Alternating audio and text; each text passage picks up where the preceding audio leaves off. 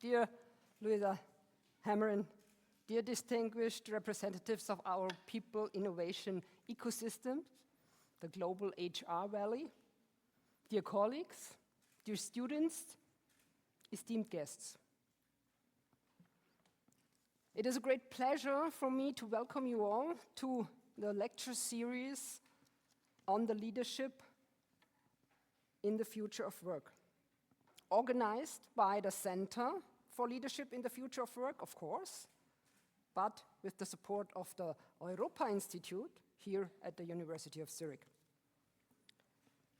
The purpose of this lecture series is to build an ecosystem necessary for responsibly leading the transformation for our global environments in the face of technological advances, societal change, and the new economic models. Here at the University of Zurich, we wish to co-create a more, let's put it that way, human future of work. In this lecture series, previous distinguished guests and speakers have already covered topics such as empathy as core skill for leaders now and in the future. Especially, and we all have that in mind, as AI and automation are raising questions on how to shape a more human future of work. Without doubt, leaders and organizations need both emotional intelligence and technical know-how to navigate the risks and opportunities within these evolving tensions between humans and technology. Looking ahead, now more than ever, we need to capitalize on the fact, and now we come to the topic of this evening, we need to capitalize on the fact that women in leadership positions are uniquely positioned to drive innovative approaches, promote inclusivity, and redefine the way organizations operate. Artificial intelligence and technological advances will certainly play a role, a big role, we all know that, but the human touch will remain irreplaceable. So I have to put that in place again. And women leaders are said, and I'm being deliberately cautious in my wording, are said to have collaborative approaches that ensure these technologies are used to benefit people and communities rather than to marginalize them. At the University of Zurich, we celebrated 35 years of commitment to gender equality this year. And we are aware of the important role that women leaders play in science, but also in business and in all kinds of organizations. Here at the University of Zurich, we take an active approach to promoting, living, and utilizing from the diversity of our university members, and of course also of our leaders. In doing so, we ensure, or at least we try to, equal opportunities for all through evidence-based D&I programs and open, merit-based and transparent recruitment processes, as well as an emphasis on inclusion in the culture we live on our campus. You all know the phrase, culture eats strategy for breakfast, and you know if we do not make changes in culture, we will not achieve something. And we work on the culture tonight by bringing together scholars, practitioners, students, and thought leaders from a wide array of sectors. We hope to foster collaboration and inspire action. Your presence here speaks volumes about the importance of women's leadership in building a forward-thinking future of work. Thank you all for being here and being part of this vital conversation. Next, We will see a short video about the Center for Leadership in the Future of Work, and then it is my pleasure to hand over to Jennifer Spa. Jennifer is the head of ecosystem building at the Center for Leadership in the Future of Work. And she will introduce to you the program, and most importantly, she will introduce our distinguished guest speaker, Lovisa Hamrin. So thank you for your attention, and thank you for joining us tonight.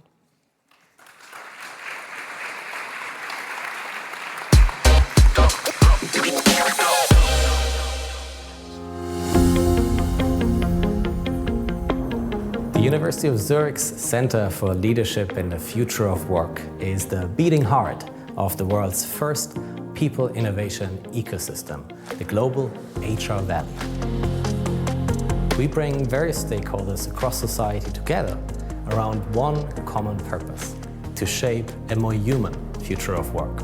We do this through 3 core activities that mutually reinforce each other: discover, inspire, and shape.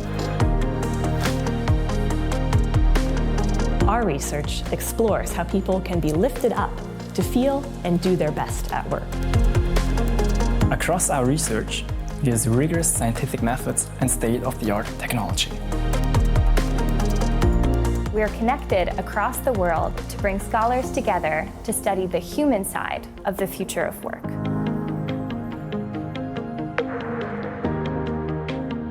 We inspire current and future leaders to prepare themselves and their organizations for a changing world of work. Our innovative learning journeys equip leaders with specific expertise in the human aspects of the future of work. Our evidence-based leadership development programs have been globally recognized as among the best in the world. We bring together business and stakeholders across society to address people's challenges in collaboration. And so we ignite an entire people innovation ecosystem to incubate human-centered solutions for the future of work. We don't want to wait for the future of work to just happen to us. We proactively want to shape it.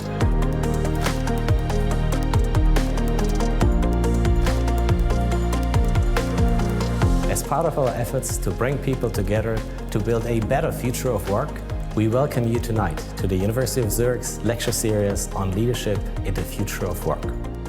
Thank you for joining us tonight, and let's lead the future together.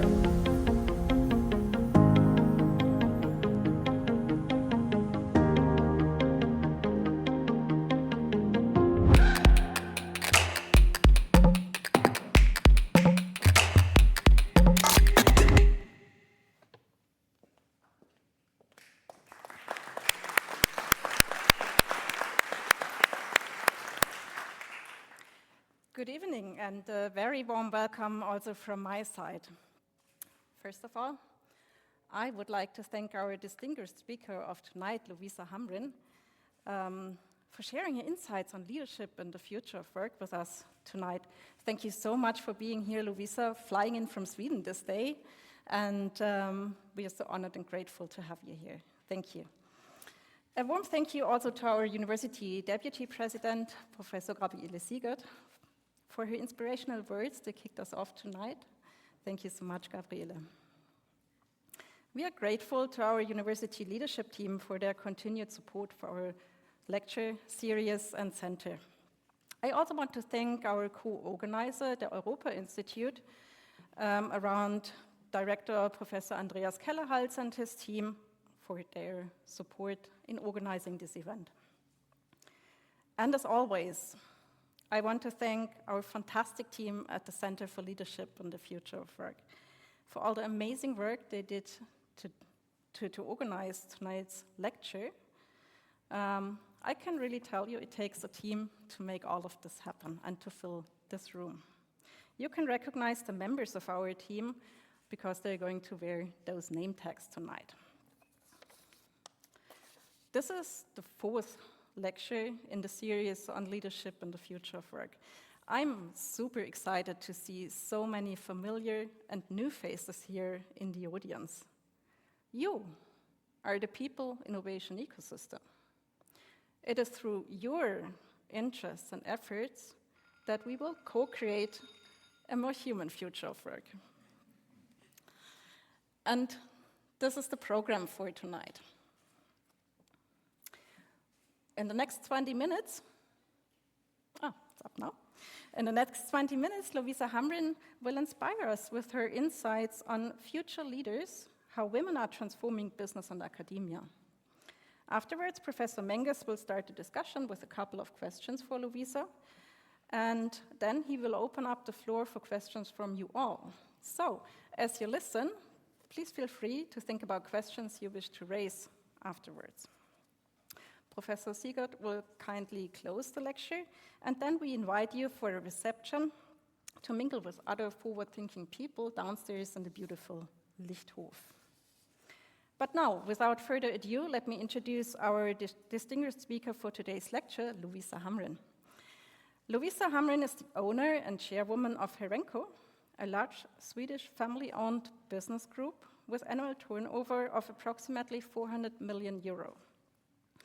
Lovisa took over as the CEO of Herenco in 2007, succeeding her father. Herenco operates in various sectors, including packaging, indoor climate, medtech, e-commerce, and specialized premium consumer goods. In addition to her role at Herenco, Lovisa holds prominent positions, such as board member at Nuleto AB, I hope I pronounced that correctly, and as a member of advisory boards of both the Stockholm School of Economics and Jönköping, I think I'm really pronouncing that wrong, International Business School, and both of them are top-ranked schools internationally. With double academic exams at the Stockholm School of Economics and the University of Stockholm, Lovisa has background in finance, having worked at Schibsted, a Norwegian media group, before joining the family business. She has significantly influenced the company's expansion and strategic direction since her leadership. Lovisa Hamrin will share with us in the next 20 minutes how she has been and is leading Herenco towards embracing sustainability, inclusion, innovation, and digital transformation, thus shaping the future of her company and beyond. Lovisa is in the top 10 of the annual ranking of the 100 most influential business leaders in Sweden. With the Hamrin Foundation, Lovisa is further dedicated to creating bridges between academia, society, industry, in launching innovative and globally impactful research onto the market. Today, she kindly agreed to share her insights on the topic Future Leaders, how women are transforming business and academia with us, highlighting the importance of women leadership and the transformations that create a more human future of work. I'm sure everyone in the room is as excited as I am now to learn from Lovisa's experience and perspective, so without further delay, please join me in welcoming Lovisa to the stage. Lovisa, the stage is yours.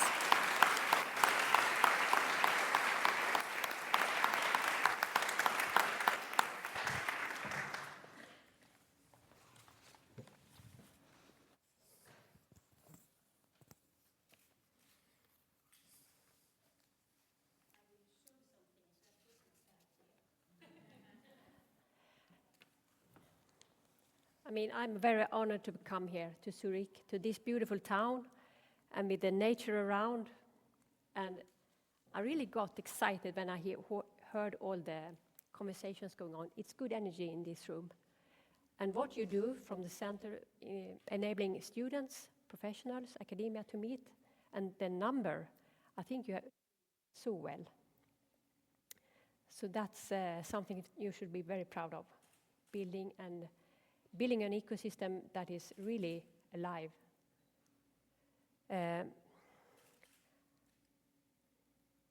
I am a bit older now, and I will cover a period of 24 years in 15 minutes.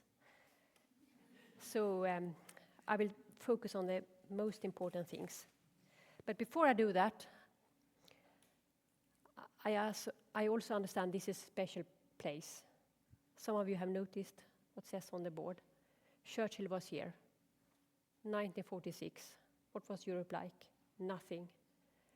In my view, he was a leader of the future because he showed up. He was present in London. And he said something, I only offer blood, sweat and tears, but we will win this war. And he also gave a rationale, what if we don't win the war? I think he made something with the people around him to still believe in the future, to find a we, and to keep on and keep up. Churchill was also an artist, made beautiful paintings with colors. So what I thought today is to give you a journey of colors, starting in sunset, a bit darkness, covering a lot of colors to end up in dawn and the importance of the sun. And I also asked the guy to shut up the microphone if it gets too blurred. But please try and follow my thoughts, because I'm here to give you and share thoughts more than practice what I've did. And I also want to show the importance of intuition and imagination. And it doesn't always have to be the corporate way to make meaning and to make sense. And I actually just want to say, be yourself, follow your heart, and believe in the future. So starting off, yes, I was a bit younger, 2000 when I started working at the company. And my father and mother had built this group. Now comes first item. We are actually newspaper guys, we were. This is the first book that came out, and then it evolved into newspaper, local newspaper. So that was really identity for us. And that was my first 7-8 years to work in the newspaper division. My father is an exceptional guy. He died 2018, and actually he should have died a lot earlier because he got cancer when he was 26. I never had a chance to talk with him about it, what it meant, but I guess it had implications, how he treated time, how he was present, how we always were working. For me as a child, I guess I got this feeling of bad times are coming. You just feel that. And that has had an implication for my life. But anyway, the disease comes back and sunset starts. What we had, what you think could be a stable system, started to shake.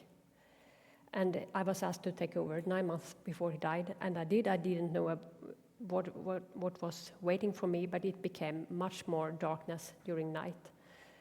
Also, I found out that 2/3 of the business by that time, 2.4 billion SEK, was turning down. We didn't acquire new customers, so it was like a combination of old business and solid business.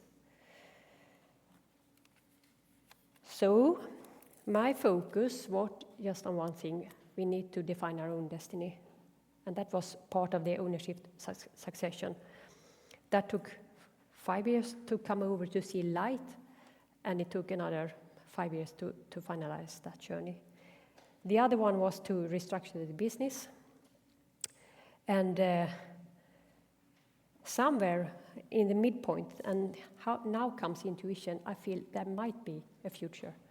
And I started to think, what is important? It's a we. We need a new we. Why we go to work, why we go to this place. And I asked some people, can we gather and talk about it? And we did, 2014-15. And it evolved around values. That was important. Having done this work, I thought a little bit more. If this is the most valuable thing a company has, values, it has to be presented in a way that everyone can feel part of.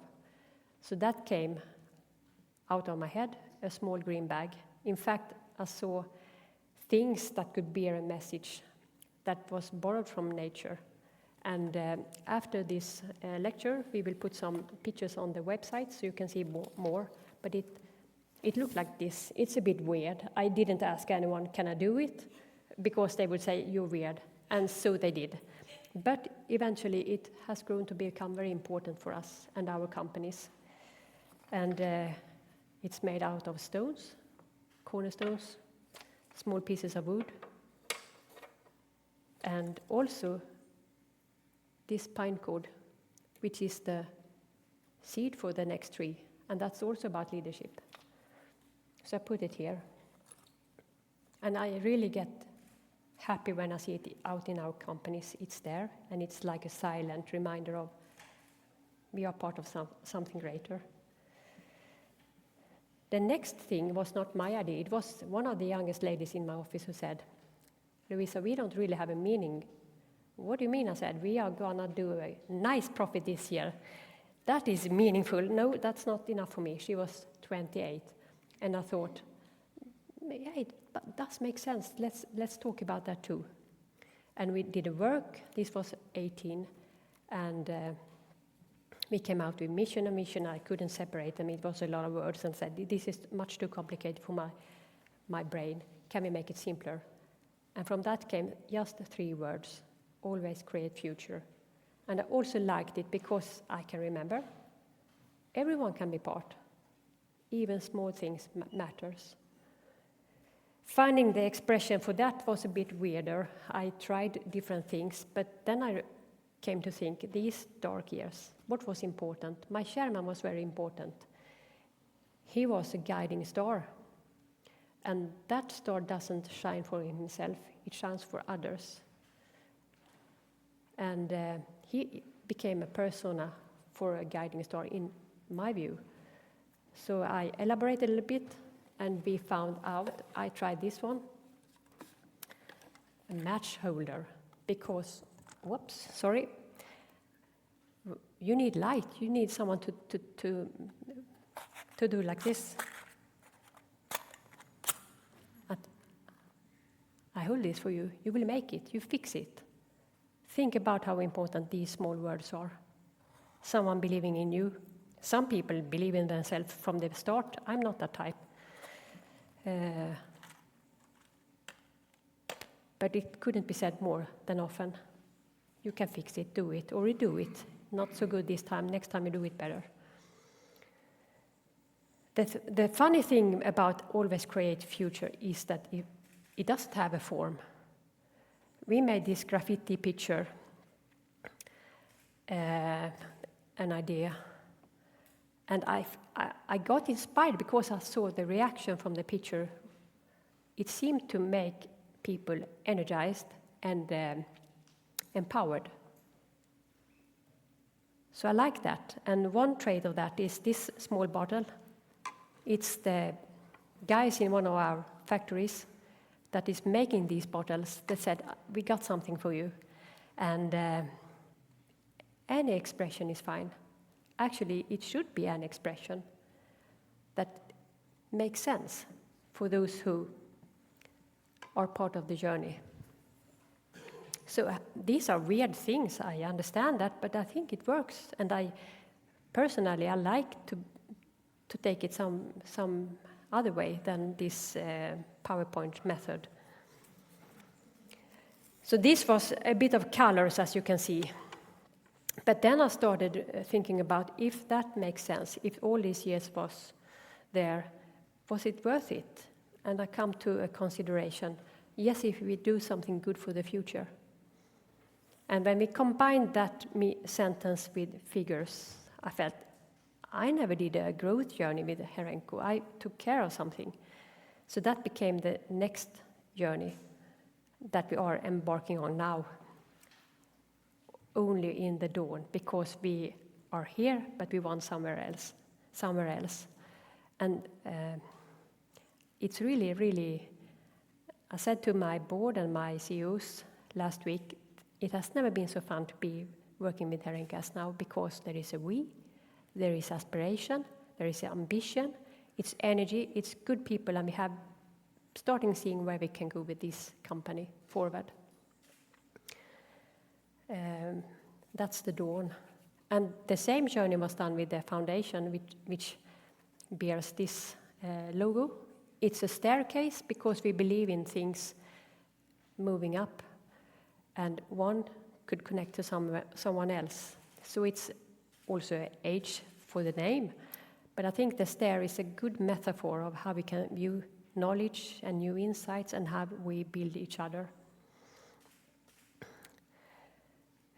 For that body, the Hamrin Foundation, we had to kill ourselves in 2018, stop with everything we had done the last 10 years.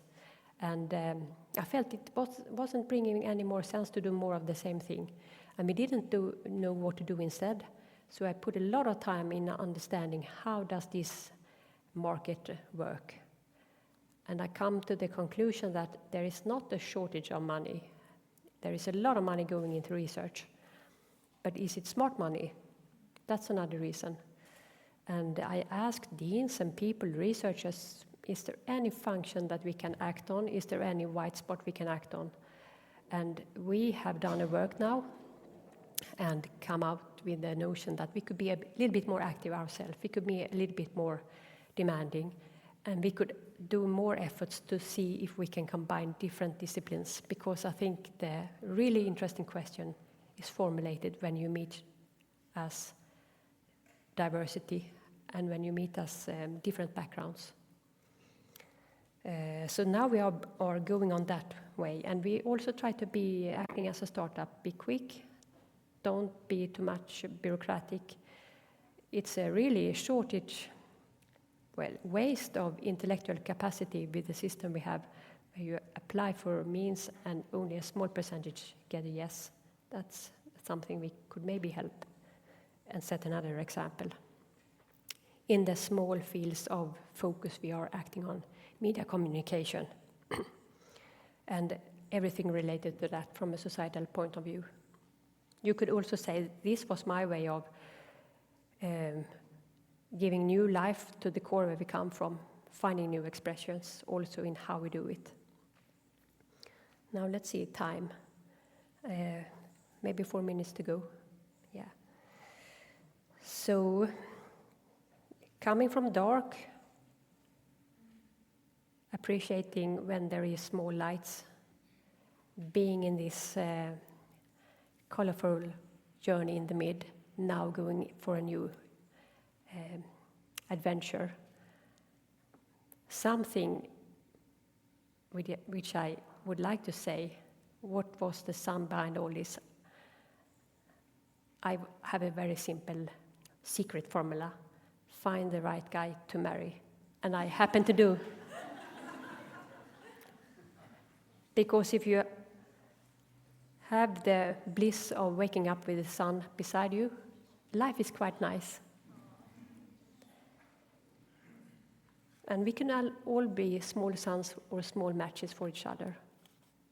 Why not? It doesn't just take some small words to do it. And that is not a conflict to having great ambitions, but try to make it on parallel. So I think modern or future leadership is, by the end of the day, about how you make people feel, and that you are yourself, and what you do, that you are really passionate about it, and it means something for you, and it should be fun. I think I stop there.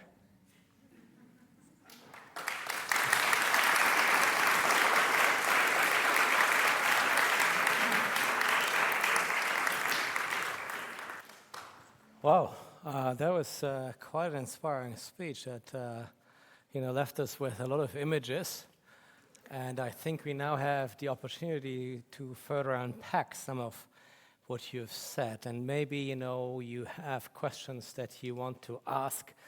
I sometimes take a little bit of liberty to perhaps ask a few questions first, but soon enough we'll invite every one of you to ask the questions that you have on your mind to also get answers for those. What struck me in the talk that you just gave is this idea that we always create future, right? It's of these items that you put here that hold that line. And at the same time, this is that around us, the future is also created for us. And we found ourselves constantly trying to catch up with all these new things that happen and so on. How do you foster the spirit that each one of us actually can create a future, as opposed to it's more of like a passive recipient of now I have to learn AI and whatever it is, right? All of a future that's being created for them. What gives you the strength to be the creator of that future as opposed to just wait it and have it happen to you? I hired a new CEO, and he's a great guy.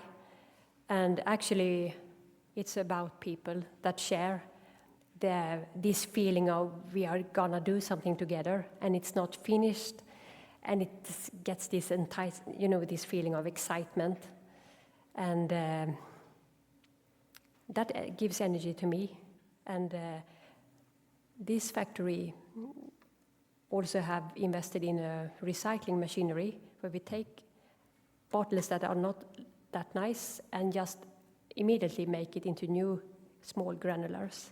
And it's fascinating to see.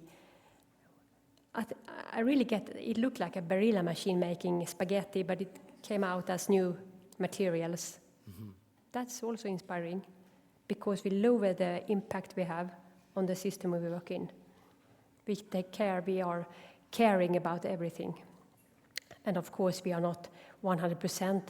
And if we were 100%, I would say now we need a new goal to look for, because I like this being in this distance of where we are, where could we be? The first board evaluation I made on myself as board woman or chairwoman was not really good, and I really felt, fuck, this is not good. But then I thought, well, I got a lot of potential. We got potential. And then it gives energy if you see it that way. So that's what we have tried to do, and we learn from mistakes. And please don't do the same mistake many times, then we don't learn so much. But that is also really, really an asset to learn from. Yeah, it's interesting. It's a fascinating take, right? The very fact that things are always incomplete, and that it's for us to get to that next level and to do it together with other people who have that same inner feeling that we still need to shape things for the better. Now, we did talk a little bit about, of course, leadership and the fact that our leaders today no longer all look alike. The very fact that you speak to us, the very fact that we together meet here as a diverse group shows that leaders have changed, perhaps not fast enough, right? We need more women in leadership roles, that's for sure when you look at the distribution. But from the leader to leadership, would you say that leadership, the act of leading, has also changed as a result of leaders changing? I live in a small own world, so I don't have that broad experience. But I think it changes. And I also live in Sweden, so I don't have so big international perspective. But I think if we are moving towards knowledge industries, then creativity becomes important to care for, to develop, and that is, by the end of the day, a human asset. So different situations need different leadership. If you are in crisis, you might lead a little bit more, holding the horses a little bit tight. And if you want to grow, you need to grow trust, and you need to grow confidence, you need to ask for, and you need to tolerate deviations from what was expected. So that is situational, and I thought, is it man versus women? Tendencies can be there, but is it a matter of younger, older? Not always. My chairman was youngest in mind and oldest in age. I just say it has nothing to do with that. It has to do with curiosity. Interesting, huh?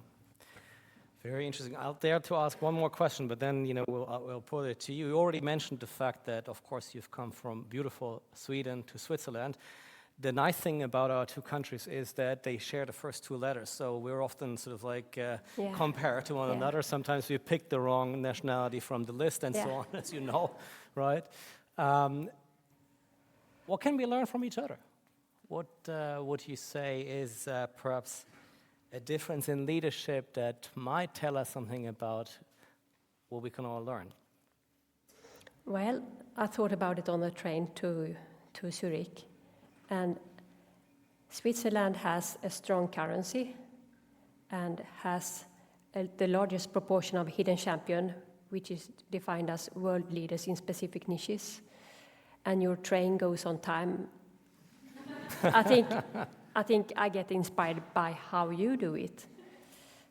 Here, you do something good. But if you trickle down, the analysis gets broader. I think when I talk to those that are more exposed to comparing countries, we have a really good CEO at Nolato, and we have a business in Switzerland. And he leads by culture and by example, and said it's good. What we try to contribute with from Nolato spirit is trust and ask for initiatives, a decentralized model. And it takes some time and you need to repeat, but it is appreciated from the Swiss employees we have to be part of creating, to belong. So that is the Swedish model in terms of corporate success. Great. Wonderful. Thank you very much. Over to you. Who wants to take the opportunity to ask a question? We got a first hand up right there. Beautiful. Yeah. You can take the microphone, that way we all understand you better. And maybe you'll just quickly introduce yourself briefly so we know, how the conversation is going. Iris Zurich. I'm a lawyer and a UBS employee. You said you picked a new CEO. I would like to know which were the main criteria that you focused on, and which were the CV elements you were most attracted by this person? Well, two things: growth and personality. And then qualifying with the experience, of course. But mindset and personality in terms of culture, in terms of alignment to the green bag. And he's a very good person. He's also not so focused on himself, focusing on the surroundings. So he is very interesting. I also have another CEO on the foundation. It's a she, it's Hanna, and she is exceptionally rewarding and developing to work with. Has another method, but is honest, direct, ambitious, and very professional. And she has one more benefit. We can be in bad mood together. And then we have fun, mostly fun. And that is really where you are on the outskirts of your own comfort zones, and that's where the development is. Yeah. Brilliant. Shall we take the next question? Yeah, sure. Yeah? All right. Where is another hand up? It's right there, over here. Perfect. Thank you for the very nice presentation. If I got it correctly, at the end you mentioned that women find a nice guy to marry and to grow and have succeed. I wanted to ask why not the other way around? And why women need someone else to grow and have succeed? So, or maybe I got it in the other way wrong. So you said, the sunshine next to you. Yeah. The question was, why couldn't you be the sunshine to that person and the other way around? Sort of like, what's the sort of like gender dynamic? Does it go one direction or another? Is it from man to woman, from woman to man? Well, So like, what's the dynamic here? Did I get that right, or am I still like totally screwing Why up the just question? women need someone to succeed, and why you didn't mention the other way around?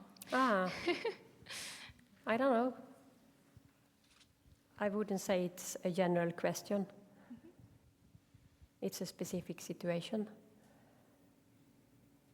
But it's important that you support. And we do it in different ways. You know, my husband was a trained doctor, and he was oncologist, and he left that work, that career, to start supporting me in the new journey we wanted to embark on to grow and develop.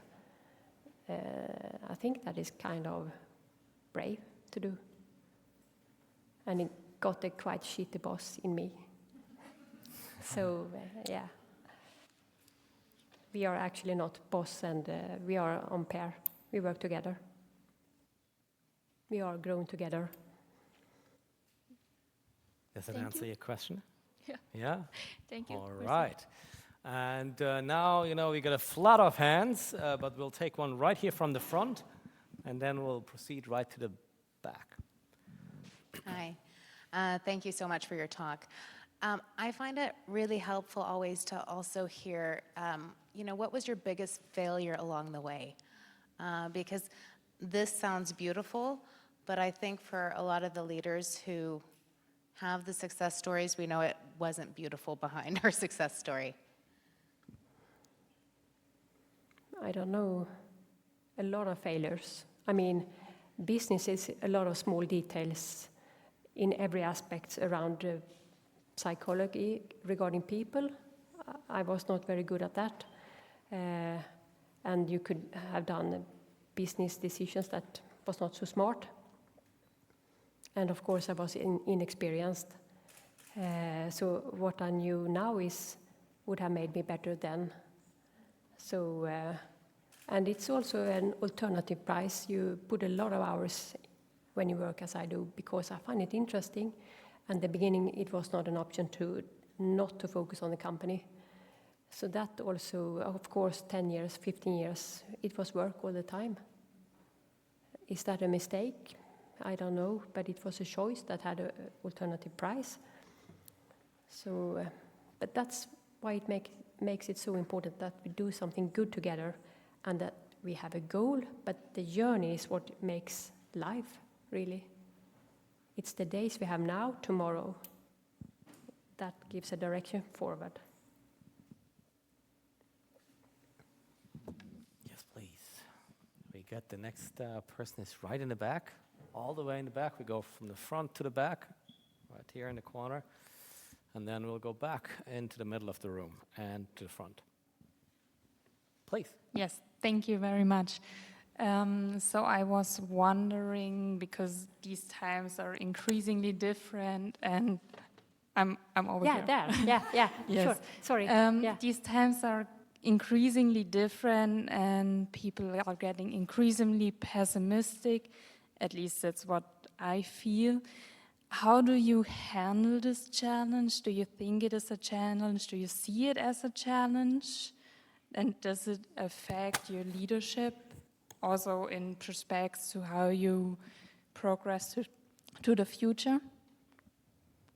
What was your question specifically? Sorry. So, how do you see this pessimism we face right now as a challenge to how you lead, especially like how you lead to the future or into the future? Well,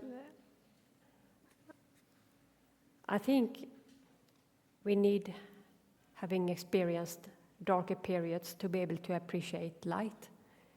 And I think you need light to go through darker periods. Life is not one color. It's the whole spectra. And it's more how you choose to live your life. And to believe in future and be thankful for today, that we can be in this beautiful hall together.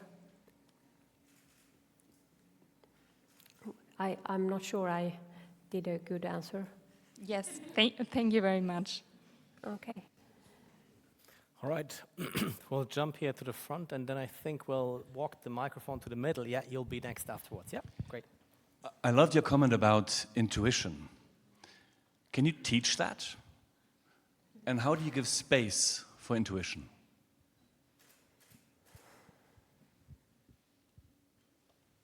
I mean, the intuition can go the wrong way too.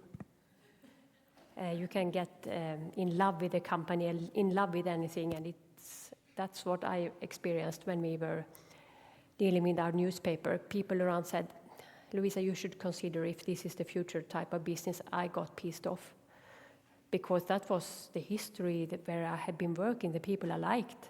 I took it as a personal offense.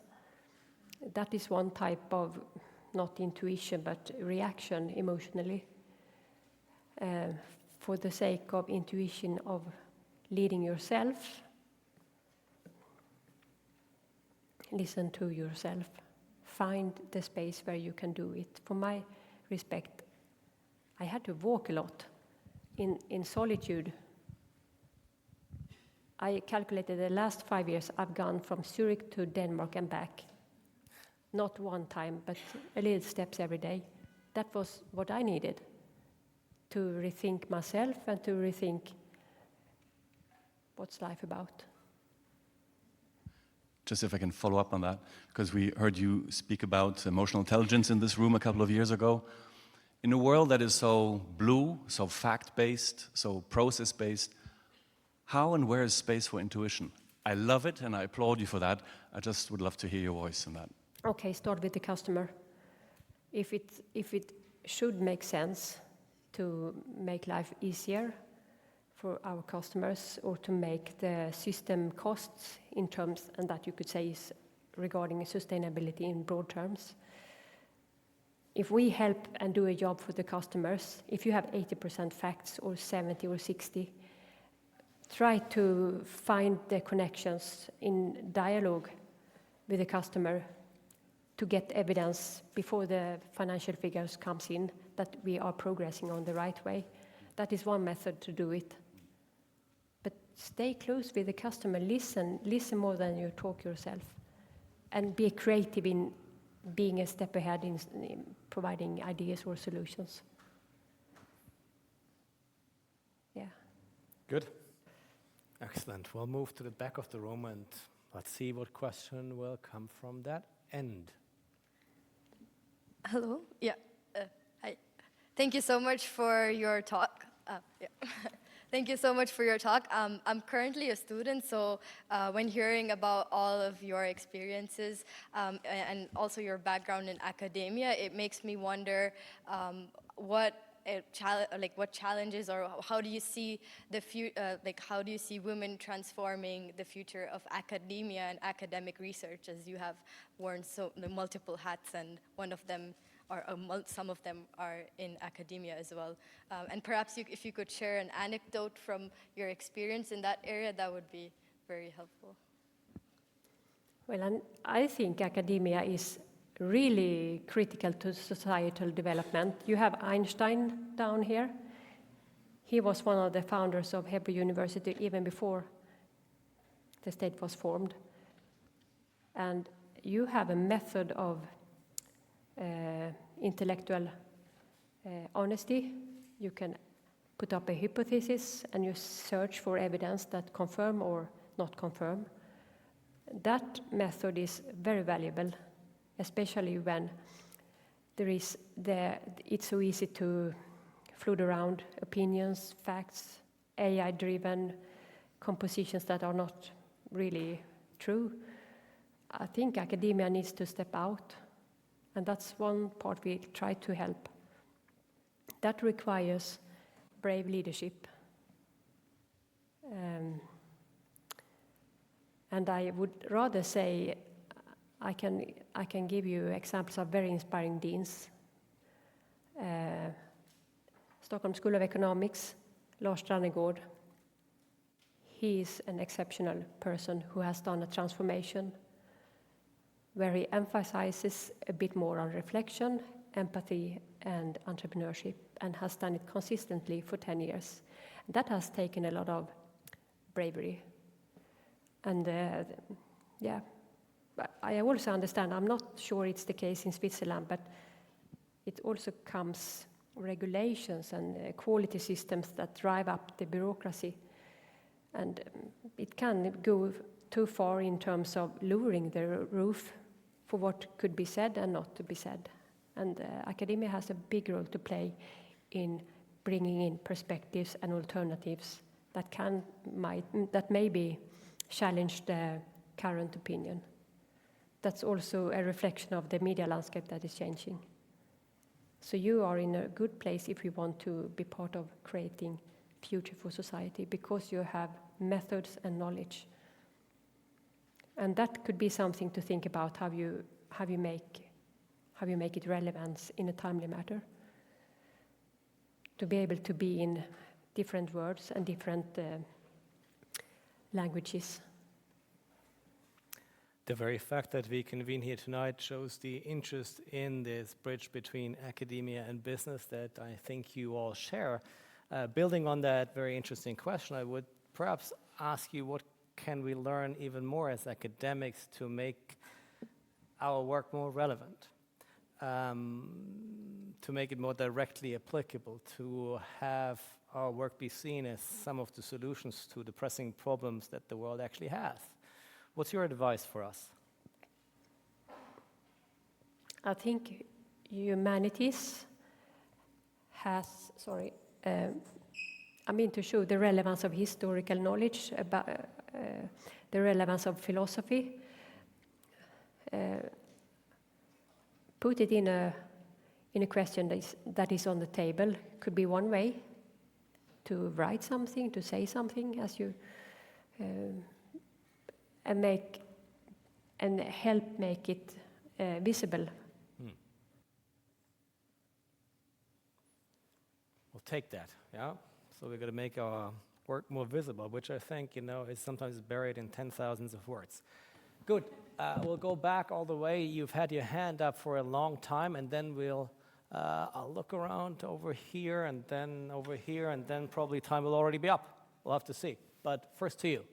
Okay. So my question is, I think intuition is good, but also illusion should not be what you are in. And so I think facts matter, and I wonder, how do you actually measure if you have a sustainable company or if it's a company where people have social working conditions? Like, how do you reassure yourself that this is actually happening with so many employees? We have started that journey, and we have most of the work ahead of us. But to make it simple, we have started with the E. What is the environmental footprint we leave after? And we focus on the most important part of the business, that is making the packaging, and start measuring. And what do we do about these measures? We try to use less material, recycle. We invest in an innovation center to investigate how recycled materials goes with process and so on. So that's part we do. And I thought about the other letters, governance and social. I think governance goes with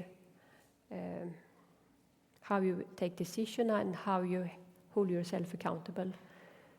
And about social, people are the most valuable sources we have, natural resource we have on Earth. So how could you stuck people in bureaucracies, leaving them waiting for answers? Can we afford high percentage of sick leave? These are indicators. Can we afford not to be a bit ahead when people progress and develop to support that journey? I would say we have very, very many potentials to progress on. But from my perspective, it has to be for real, not papers you do or write for the surface. And one way of looking on it is system impact. Lower the system impact, take away waste, take away from processes and the time we have on Earth. It's a bit broadly answered, but most of the work is ahead of us. And you have to base it on some fundamental principles or philosophies. And then you use the measures to track the direction. One measure I have is when I go out in the factories and see if I meet happy people that are connecting with their eyes, or if people look down in the floor, then I have a problem. That's a very simple KPI. Excellent. We do have one more question over here, and then the final one is a little bit further in the back. Hi, yes. There it is. Here, on this side.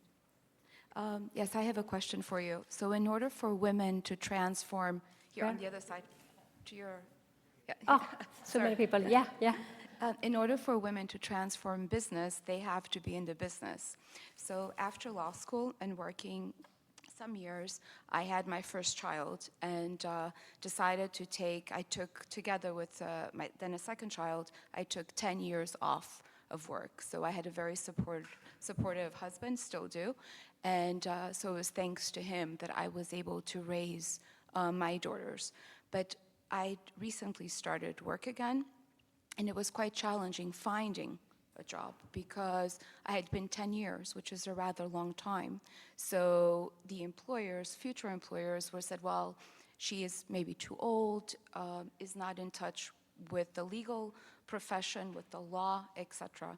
So how do you see that? Would you hire someone, so a mother who has been out of a job for 5, 6, 10 years, or would you prefer to hire someone that has not stopped? And of course, I would hire someone. And why? The same answer as before: personality and attitude, and some kind of experience. But more, we have this position now. How good can it be? So, yeah. Thank you. Yeah. All right. It's right there. Exactly. Yeah. And this is our last question, as it turns out, before I need to ask one last question. And then we'll wrap things up. Great. Thank you. Thank you for this great input, and especially for the different pictures. I think that it's very much something to take with, especially the bottle that you brought and the Always Create Future. My name is Amy Heath. I've worked in logistics for a large Danish company in shipping for over 14 years, and then left to the development cooperation sector. So have crossed the gap from private sector into the foundation development work. And I just wonder, and haven't had the experience of working in academia yet, I'll put I just wonder how, as an organization that balances the foundation with the work that you do in the private sector, where you've seen breakthroughs in creating sustainable futures, and what that took. In particular, how did you do that as a foundation? Yeah, thank you. As regarding the foundation? Yes. I mean, we are just starting up, so we are a startup. We really try to build good work now. That might be a track record that could answer your question.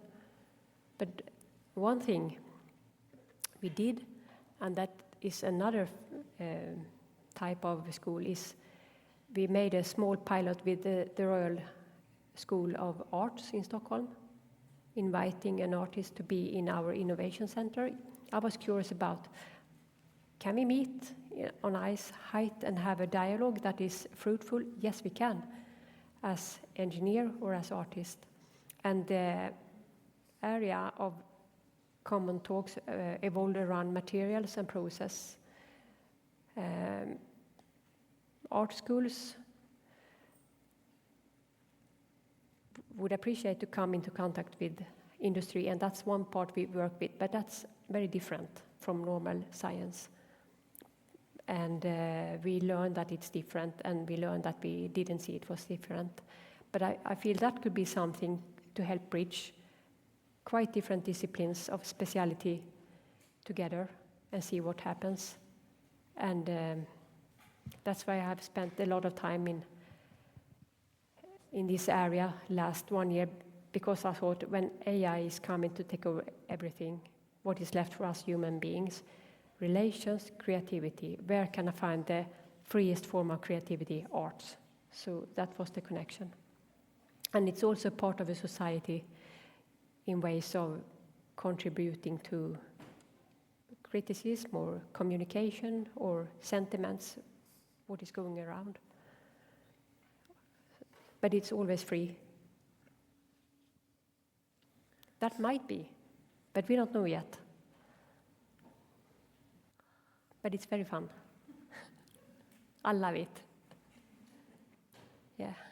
Thank you very much. I think we're already at the end. Time is almost up. I do need to ask you one last question that I have.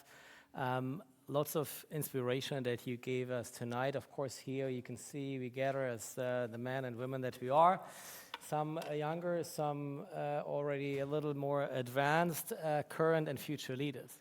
And I wanted to ask you, because this lecture is specifically also about women leadership, what advice you have for the women in the room with respect to leadership, but also what advice you would have for the men in the room with respect to women leadership.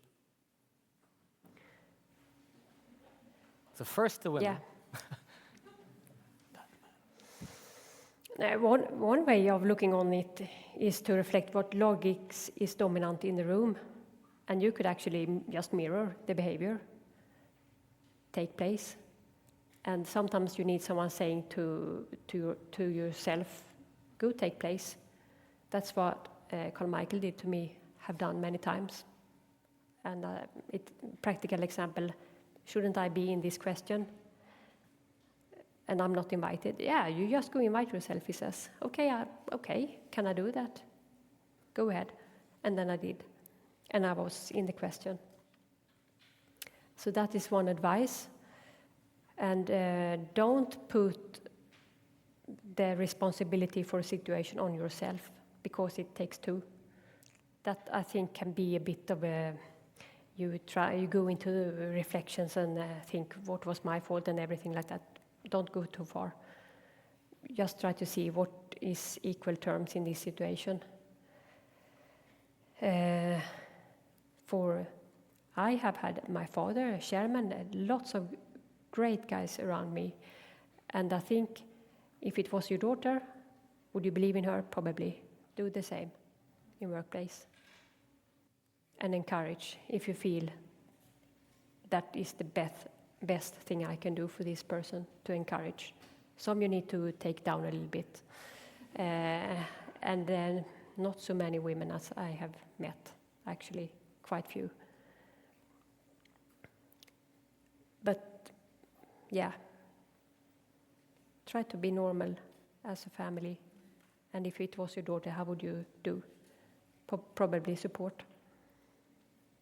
And if she was treated in a way, would you have accepted it if it was your daughter?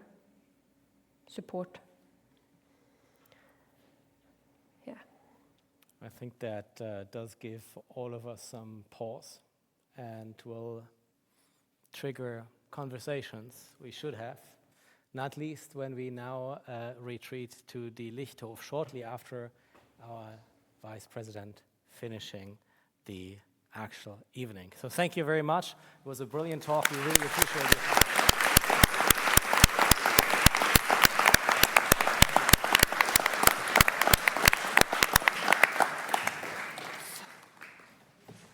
So it's up to me to finally thank you, dear Lovisa Hamrin. Thank you very much for your inspirational talk. I really loved that you mentioned culture, people, personality, example, because this is, remember, culture eats strategy for breakfast, you know? It's about people, not only, but it is about people.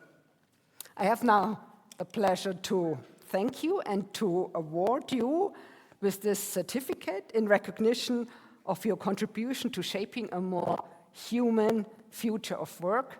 Thank you very much. Thank you. Thank you very much. It was great to have you. Okay, thank you. Thank you. Nice. Well, dear audience, what is left to say? Thank you all for joining this lecture today evening. We now invite you to the reception, or for all Swiss German understanding, to the apéro. And more discussions. I think Louisa gave us a lot of food for thought and for discussion. And so then enjoy the apéro and enjoy the possibility to mingle and discuss with all of here the more human way of the future of work. Thank you very much.